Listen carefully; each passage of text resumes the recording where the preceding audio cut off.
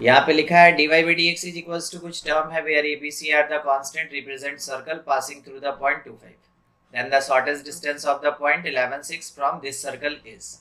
देखिए हम लोगों को करना क्या होगा ना कि सबसे पहले तो सर्कल चाहिए होगा। सर्कल निकालने के बाद अगर शॉर्टेस्ट डिस्टेंस किसी पॉइंट का बात किया जा रहा है कि हाँ कोई शॉर्टेस्ट डिस्टेंस एग्जिस्ट कर रहा है, तो शॉर्टेस्ट डिस्टेंस को कैलकुलेट करने के लिए हम लोग को तरीका थोड़ा ऐसा रखना होगा कि ये हो गया सेंटर, ये हो गया पॉइंट, और पॉइंट में भी कहीं भी हो सकता है। तो बाय द वे ये पॉइंट P है जो गिवन है, ये सेंटर C है, और यहाँ पे मान लीजिए सर्कल के ऊपर कोई पॉइंट Q है। तो जब आप P और C के बीच का डिस्टेंस निकालेंगे और उसमें से अगर PQ के डिस्टेंस को माइनस करेंगे, सॉरी CQ के डिस्टेंस को माइनस करेंगे, क्या अभी बोला गया कि जो PQ है ये एक्चुअली में शॉर्टेस्ट डिस्टेंस है। PQ कौन है? Shortest distance. तो PQ निकालने का तरीका ये होगा कि पॉइंट P जो कि अपने पास यहाँ गिवन है ना 11 6 से लेके सेंटर C, सर्कल का इक्वेशन आ जाएगा तो सेंटर भी निकाल लेंगे हम लोग। उसमें से जब आप CQ को माइनस करेंगे, यानी कि पॉइंट P से C तक के डिस्टेंस में से रेडियस को माइनस करेंगे, तब जाके आपका PQ शॉर्टेस्ट डिस्टेंस निकलेगा। तो पहला काम होता है हम लोगों को कि सर्कल का हम इक्वेशन फाइंड कर लें। तो सर्कल का इक्वेशन फाइंड करने के लिए चलिए प्रोसीड कर लेते हैं। देखिए सबसे पहले तो आपको अज्यूम करना पड़ेगा, क्योंकि ऐसा कुछ क्वेश्चन में दिया नहीं है, ठीक है, कि हम लोग वहां से सर्कल निकाल लें। तो पहले अज्यूम करना पड़ेगा let equation of circle, let equation of circle be. जब आप अज्यूम करते हैं तो हमेशा जनरल इक्वेशन ही अज्यूम करते हैं, ठीक है। वो है x square plus y square plus 2gx plus 2fy plus c equal to 0। ऐसा हम लोग अब इसको डिफ्रेंशिएट कर लेंगे बोथ साइड, जैसे इम्प्लीसिट फंक्शन को करते हैं, डिफ्रेंशिएटिंग बोथ साइड। जब दोनों साइड डिफ्रेंशिएट किया जाएगा तो रिजल्ट में हम लोग को क्या मिलेगा? 2x प्लस 2y, और y का डिफ्रेंशिएशन है तो dy by D x additional plus 2gx का 2g, 2fy का 2f और y का dy बाई डी एक्स, और ये क्वांटिटी किसके इक्वल? 0। यहाँ से जैसा हम लोग इम्प्लीसिट में सीखे थे उसके according dy by D x जो होगा वो आ जाएगा without dy by D x कितना है? Minus x. 2 को कैंसिल कर दिए हर जगह से, ठीक है, माइनस एक्स माइनस जी, और डिनोमिनेटर में अपने पास आ जाएगा y प्लस एफ, ये ऐसा, ठीक है। अब इस क्वांटिटी को इक्वेट कर देंगे जो गिवन क्वांटिटी है क्वेश्चन में उससे, ax minus B Y plus A, और इसके डिवीजन में अपने पास दिया हुआ है bx, एक्चुअली में bx प्लस सी वाई प्लस ए। जब इसको इक्वेट करेंगे हम लोग, क्योंकि एक हमारा नोन है जो कि क्वेश्चन में गिवन है, और एक हमारा कैलकुलेटेड है जो अभी अभी हम लोग अज्यूम करके कैलकुलेट किए, दोनों रिप्रेजेंट तो सेम सर्कल के dy बाई डी एक्स को ही कर रहा है, तो आराम से इक्वेट कर सकते हैं।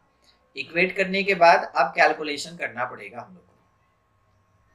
देखिए क्या कैलकुलेशन, कि a के प्लेस पे आपको एक -1 दिख रहा है, तो a का वैल्यू जो है वो हो गया -1। उसके बाद एक और चीज देखिए, ऊपर में y का टर्म है नहीं, तो b को आप लिख भी सकते हैं, नहीं भी लिख सकते हैं, क्योंकि b नीचे में x का टर्म नहीं, हाँ b 0 हो जाएगा, b मेरा 0 हो जाएगा। और उसके बाद अगर हम एक और पार्ट देखें a को, तो a तो माइनस जी के बराबर है ना, तो लिख सकते हैं कि a is equals to minus G, और ये -1 के बराबर। यहाँ से हमको g मिल गया, एक्चुअली में हम सर्कल का इक्वेशन निकालना चाहते हैं, यहाँ से g मिल गया कितना? 1, ठीक है, g 1। उसके बाद f के लिए देखिए, नीचे f है, ये f यहाँ से a के इक्वल है, कांस्टेंट फिगर, तो a जो होगा f के इक्वल होगा, मीन्स f का वैल्यू आपको फिर से क्या मिल गया? -1। हम लोग को f मिल चुका है और हम लोग को g मिल चुका है।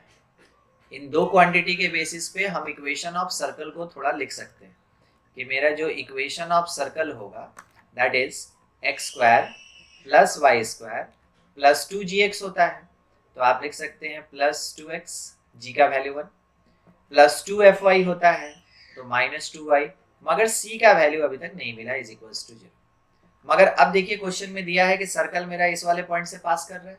अगर पास कर रहा है तो x की जगह 2 पुट करेंगे और y की जगह 5 पुट करेंगे तो सेटिस्फाई करेगा। 2 पुट करेंगे तो 4x, 5 पुट करेंगे, x नहीं होगा इसमें, -10 क्योंकि x की जगह पे ही तो 2 पुट किए थे, प्लस c इक्वल टू 0।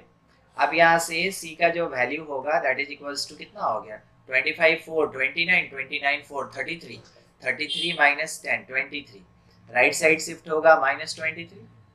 तो अब मेरे पास इक्वेशन ऑफ सर्कल जो आया वो एग्जैक्ट इक्वेशन अब मिलेगा, it is x square plus y square plus 2x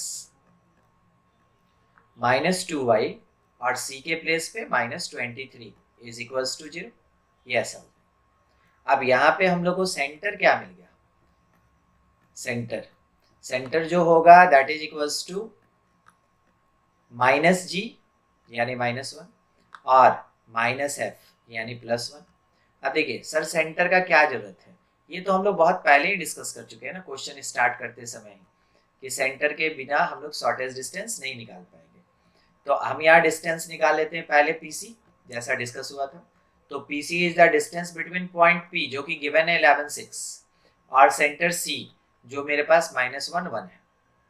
वो डिस्टेंस कितना आएगा, 11 माइनस ऑफ -1 का whole square plus 6 minus 1 square, तो ये कितना हो गया √144 और प्लस 25 यानी 169 आएगा, उसका स्क्वायर रूट 13 आएगा, लिख लिए 13। और रेडियस हम लोग के पास कितना है, रेडियस यहाँ पे अगर हम लोग चेक करें तो 1 1 और 26 25 यानी कि 5 है।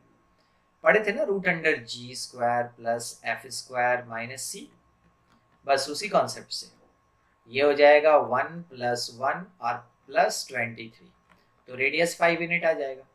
बाद में जो मेरा शॉर्टेस्ट डिस्टेंस होगा वो शॉर्टेस्ट डिस्टेंस